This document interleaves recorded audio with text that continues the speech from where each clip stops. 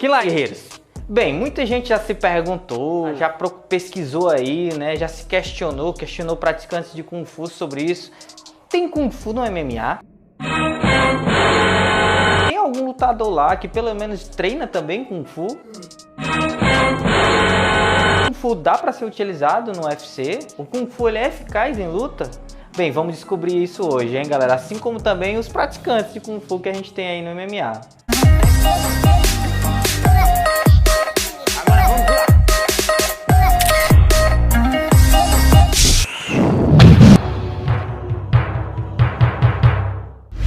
Bem, gente, o Kung Fu ele nasceu para sobrevivência, né? Para situações naturais do cotidiano em que a pessoa precisasse de uma defesa pessoal. Então, esse tipo de Kung Fu é um. Agora, comparado com outras artes marciais que sofreram uma evolução, uma adaptação ao mundo do esporte, o Kung Fu agora que está caminhando nesse aspecto, né? Surgiu o Sanda um tempo desse aí, o Sanshou, né? Que é um Kung Fu mais adaptado aos ringues, a regras, a proteções, até mesmo a parte de wrestling, que é o Shuai Jiao, que é o estilo de Kung Fu só voltado para a parte de quedamento, de queda, né? De projeção, ele já também está adaptado, né? Dentro do Sanda, que são as projeções que tem no Sanda, são originais do Shuai Jiao. Mas, por exemplo, a parte de Chinado Kung Fu, que são torções, imobilizações, ponto de pressão, elas ainda não foram adaptadas para o esporte. Então, comparando assim, por exemplo, com o Jiu-Jitsu, o Kung Fu ele ainda está caminhando, está uns anos para trás aí do Jiu-Jitsu para poder ser adaptado ao esporte. Agora sim, a pessoa que treina Kung Fu ou Kung Fu em si, ele não precisa ser voltado para o esporte. Se a pessoa quer aprender somente para defesa pessoal, o Kung Fu na sua essência ele já é bom.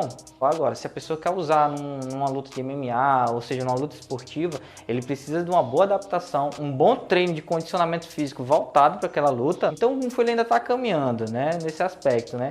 Quem sabe daqui uns anos, né, o Kung Fu ele já tem aí uns praticantes, né, já tem uma galera aí praticando, usando o Kung Fu adaptado para o ringue, né, dentro do UFC mesmo, né? Então daqui uns anos o Kung Fu vai estar aí sim, hein, cara? Tem tudo aí para o Kung Fu continuar essa adaptação e tá aí firme e forte no meio do MMA. Bem, gente, vamos falar aqui em relação ao UFC agora, né? O UFC, o Ultimate Fight Championship, né, que foi um campeonato voltado para o Vale Tudo na época, que era considerado Vale Tudo por valer várias artes marciais, né? Mas assim, em termos de técnica não valia tudo não, hein? Tinha algumas regrinhas lá, mas tinha ainda, né? Como, por exemplo, pancada, dedos nos olhos, né? Torções de dedo, questão também de golpe em genitais. Teve umas lutas aqui lá que aconteciam de um golpe na genital, mas aí geralmente a arbitragem não via, deixava a luta rolar. Mas ali ainda não valia golpe na genital, eles não deixavam golpear muito na região da nuca, alguns davam uns golpes aqui e lá, mas qualquer coisa, se houvesse muita insistência, a arbitragem interrompia. Questão da cabeçada também, eram poucos que usavam, mas os que usavam, né, aqui e lá eram interrompidos pela arbitragem. UFC 1, 2, 3, até o 7, né? Cara, naquele período ali, os campeonatos, em termos de campeonato, todo mundo era bom no kickbox, né, no Muay Thai já. A galera tinha mais noção de competição em pé, de luta em pé. Quando surgiu aquele campeonato, muita gente meteu as caras, entrou lá, né?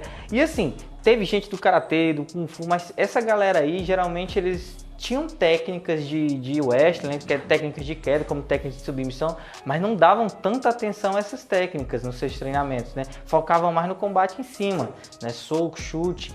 Então não tinham tanta ênfase, até porque dentro do Kung Fu tem técnicas de submissão, tem algumas técnicas de queda, mas não deram tanta ênfase nesse evento. Mas aí quando surgiu o Jiu-Jitsu dentro do UFC ali, cara, os caras começaram a ver a questão da importância desse treinamento, né? E assim, eu vejo isso como um grande motivo da supremacia Gracie, né, nos primeiros UFC. Não é à toa que com o decorrer do UFC isso foi ficando mais, né, em pé de igualdade. Né, o praticante de luta em cima, com noções básicas de esgrima, de sprawl e outras técnicas que são para luta agarrada, a luta de grappling, eles já conseguiram se sair melhor, né? Então, cara, isso aí foi mais uma questão de falta de treino da parte de grappling das artes marciais, né? Eu vi isso principalmente nos praticantes ali de Kung Fu, de Karatê, uma falta de atenção com essa parte.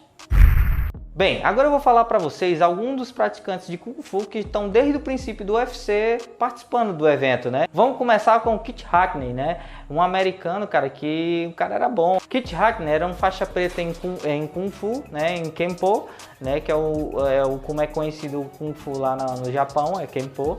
como também era faixa preta de Taekwondo. Um cara que tinha uma luta em cima bem aplicada, né? Que demonstrou ainda uma noçãozinha ali de luta agarrada, né? De uma luta mais voltada para queda, né? Para submissão. Por exemplo, na luta que ele teve contra o Royce Gracie, as entradas de double leg do Royce Gracie ele conseguiu defender bem, fez uns sprawl bacana. Teve umas situações em que levou guilhotina que ele soube defender, caiu na guarda passada, né? Demonstrando ainda uma noção leve, mas uma certa noção da parte da luta de chão como uma luta agarrada. Até uma das partes marcantes da sua participação foi sua luta contra um cara de 300 quilos, né? Ele pesava em torno de 80 quilos, lutou com um cara aí de 300 quilos, cara. Então foi uma diferença de peso muito grande, em que um golpe de palma que ele acertou, que daí vem a questão dos treinamentos de palma de ferro, né, do Kung Fu. Ele deu uma palma lá no rosto do grandão, cara, que o cara desabou, né? Depois finalizou a luta com marretadas, né? Também teve aquela outra luta em que ele venceu o cabra, né, com a garra ali no pescoço e golpeando a linha genital dele. O cara acabou entregando a luta, né? Demonstrando que certas técnicas, quando entravam ali, né, às vezes quando a arbitragem deixava rolar, acabava assim fazendo uma diferença danada, né, em combate. Que hoje em dia são técnicas que até não valem, né? Bem, no UFC 7 a gente teve aí um praticante de Kung Fu que também conseguiu uma vitória, né? Conseguiu uma vitória, uma derrota, se eu não me engano, que foi o Onassis Purungal, que era um filipino, praticante até do estilo Hungá de Kung Fu, né? Que ele pegou uma luta aí com um cara grandão, bodybuilder, né? E conseguiu ter uma grande vitória, né, nessa luta. É um cara que tinha uma noção boa também de queda, como também de defesa, de queda, de grappling, né?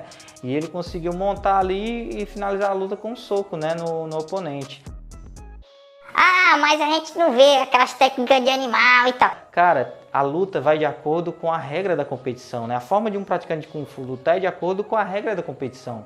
Se fosse uma luta, eu pelo menos como praticante de Kung Fu, só ia lutar essas técnicas de animal numa situação real mesmo de defesa pessoal, sem regra, sem proteção, sem nada. Nessas lutas regradas você já tem que lutar conforme as regras, né? Conforme também os oponentes que você está enfrentando, então tem que ser adaptável, né, o praticante. Mas mesmo assim, na luta do Onassis Purungal, a gente vê que ele usa bastante a questão da movimentação do Hungá, as espalmadas, né? A questão das espalmadas com soco que tem nas formas de Hungá. Muito boa a luta dele também. Mas era um cara que ele não tinha foco assim, em seguir em frente no meio do esporte. Entrou mesmo só para ver como é, para mostrar que o que ele sabia também tinha uma certa eficiência, mesmo em outras regras, né? Sendo no esporte. Porque o foco do Kung Fu, como eu disse, é sobrevivência, né? Defesa pessoal. Mas foi um grande representante aí do Kung Fu, né? No início. Bem, agora vamos para os praticantes nessa época mais recente, né, que a gente está nessas últimas décadas aí, tá bom? Vamos lá. A gente tem aí, cara, o Cung Lee. Cung Lee que começou no Sanshou, né, que é uma parte esportiva do Kung Fu, chegou ao K1, né, aí depois do K1 foi, por exemplo, para o Strike Force, que era um evento também grande de MMA. Do Strike Force já com uma certa idade, já também com outras ocupações como filmes e tal, foi pro UFC e conseguiu ainda umas boas vitórias, uma boa que só contra o Rick Franklin, por exemplo, né, que ele efetuou ali um overpush, né, um swing que a gente chama no Kung Fu de Chop Kune, né, que ele aplica lá, na hora que ele pega o tempo do chute coxa dele, ele entra esse overpush e detona o Rick Franklin, né? É uma luta boa. Era um cara muito bom na questão trazendo assim mais pro lado do Kung Fu, na questão das projeções rápidas, na questão dos chutes giratórios, né? Essas técnicas que são mais características do povo asiático, das artes marciais asiáticas, né? Fora a questão da tesoura, né? Que ele também era fera, do chute tesoura. Fora aquela luta que ele teve também recente com o Vanderlei Silva, né, cara? Que, na minha opinião, quase que ele leva, hein? Bem, agora vamos falar sobre o Roy Nelson, o famoso Kung Fu Panda, né? O mestre pô lá do UFC. Em que é uma grande exceção, né? Porque muita gente tem estereótipos de que quem é gordinho não é de nada, né? Não tem fôlego, não tem gás. E ele mostrou, cara, que é um cara que tem, com um soco ele pode definir uma luta, né? E tem gás ainda para continuar aí 1 round, 2 rounds, 3 rounds e assim vai, né? Começou a treinar também Kung Fu aos 15 anos, né? Ele praticou também outras artes marciais, como pratica outras artes marciais, mas ele gosta muito da prática do Kung Fu. Ele diz que ajuda até nessa parte humana dele, né? Na questão de concentração, questão assim de tranquilidade, né? É uma arte que ajuda muito ele nesse aspecto. Para mim, uma das lutas dele que ficou marcada, para mim foi uma das melhores, foi contra o Minotauro, né? Que ele pegou, bicho, ele deu ali uma sequência de soco e finalizou com o Chop Kune dele, que é uma das armas secretas dele, né? E acabou com aquela luta ali de uma forma bem rápida e clara, né? Que teve dúvida ali que foi nocauteado, que ele caiu dormindo ali mesmo, o Minotauro. Que também é um grande praticante, né, o Minotauro. E pegou um peso pesado que nem o Roy Nelson, que tem uma mão pesada, né, e acabou ali perdendo a luta, né. Bem, a gente também tem o Zabit, né, que é esse russo, cara, que tem um jogo de perna bastante ágil, na trocação é um cara que usa um arsenal de técnicas bastante difícil, como estético como eficaz, né? Porque no Kung Fu eu aprendi que quando o golpe sai bonito é porque ele é perfeito, ele é bem feito, né? Então no caso aí do Zabit, você pode ver que nas sequências que ele faz de soco, de chute, ele tem uma estética com uma eficácia muito grande. E para fechar essa minha lista de hoje de praticantes de Kung Fu que estão ou estiveram no UFC, a gente tem aí o Muslim Salikov, né? Que é considerado por muitos aí o rei do Sanda, né, da parte esportiva do Kung Fu. Ele começou aí nos eventos menores de MMA, se destacou, né, conseguiu também se destacar dentro do MMA e até que chegou aí no UFC, né. Na sua estreia aí, se eu não me engano, ele perdeu a luta para o Garcia, né, um mata-leão, mas em outras lutas conseguiu ter êxito, né, no combate. Ele é famoso, cara, pelo seu spinning sidekick, né, que é o seu giratório, né, que pegando, cara, na região aqui do tronco, no diafragma, leva a nocaute, né.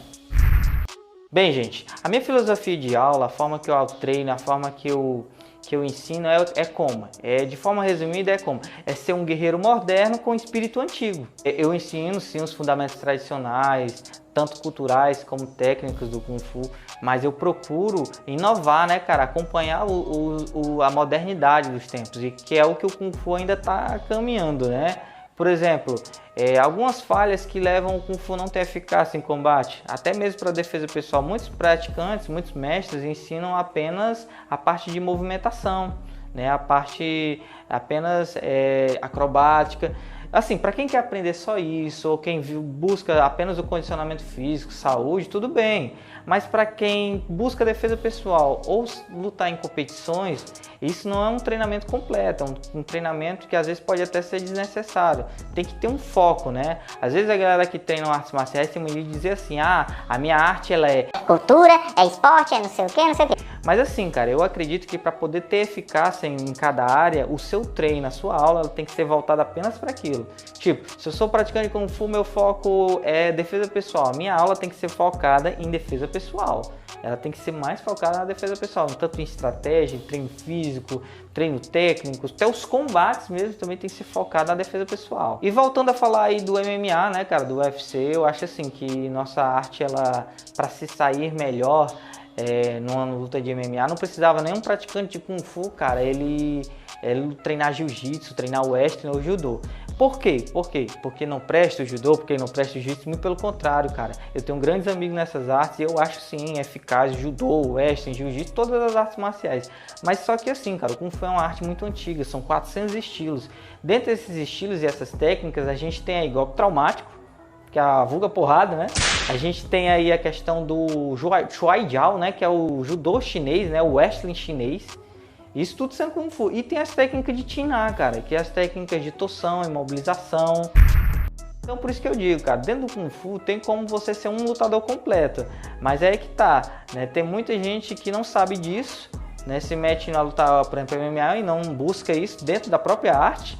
Como também tem professores de Kung Fu que também não buscam isso. Eu, por exemplo, eu tenho vontade de um dia me graduar no Shuai Jiao, né? E aprofundar bem o meu conhecimento em Tina, né? Tanto para a parte de cima como de solo, tanto para defesa pessoal como para o esporte. Espero que vocês tenham gostado do vídeo, cara. Como eu sempre digo, eu sou fã de todas as artes marciais. Até na minha logo eu levo o nome Artes Marciais, não falo só na logo ali do Kung Fu. E assim, cara, eu falei esses pontos aí sobre o Kung Fu, em respeito ao Kung Fu. Por quê? Porque tem muita gente que critica, diz que o Kung Fu não presta, é só balé e tal. Mas o Kung Fu tem sua eficácia também, tá bom? Fiquem lá, guerreiros. Até o próximo vídeo.